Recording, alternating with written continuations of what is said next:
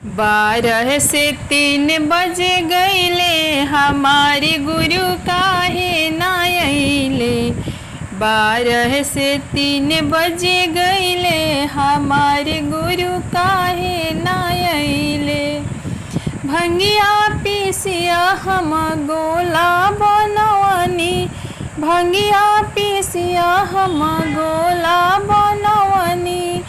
मिर्गा के छलवा के झाड़ के बिछवनी, मिर्गा के छलवा के झाड़ के बिछवनी। शिष्या के काहे रोवले हमारे गुरु काहे ना अइले।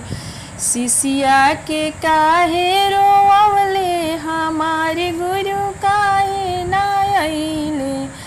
12 से 3 बज गईले हमारे गुरु काहे ना अइले। 12 से 3 बज गईले हमारे गुरु काहे ना अइले।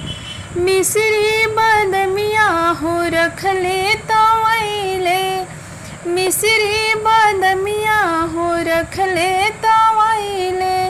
रहिया निहारत में अखिया लोरैले, रहिया निहारत में अखिया लोरैले। कहवा में देरिया लगवले हमारे गुरु काहे ना अइले। कहवा में देरिया लगवले हमारे गुरु काहे ना अइले। 12 से 3 बज गईले हमारे भोला काहे ना अइले। 12 से 3 बज गईले हमारे भोला काहे ना अइले। गलियानी गलियन से सखिया बोलवनी, गलियाना गलियाना सखिया बोलवनी। अपने आंगनवा में चर्चा करवनी, अपने आंगनवा में चर्चा करवनी। काहे के हमें तरसवले हमारे गुरु काहे ना अइले। काहे के हमें तरसवले हमारे गुरु काहे ना अइले। 12 से 3 बज गईले हमारे गुरु काहे ना अइले। 12 से 3 बज गईले हमारे गुरु काहे ना अइले। मिस्री मलैया हो रखले तवैले, पुआ पकवान हो रखले तवैले।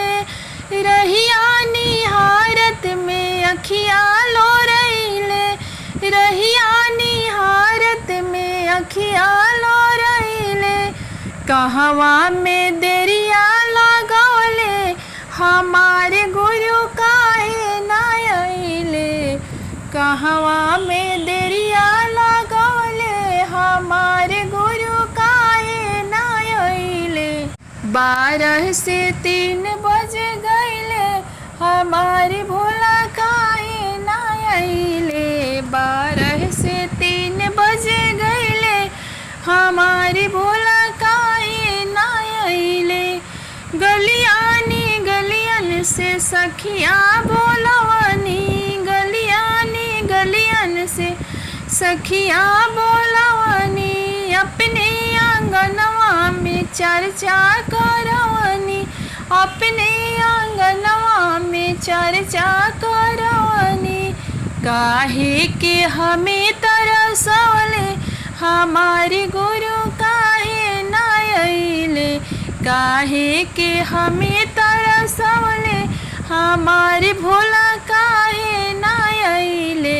12 से 3 बज गईले हमारे भोला काहे ना अइले।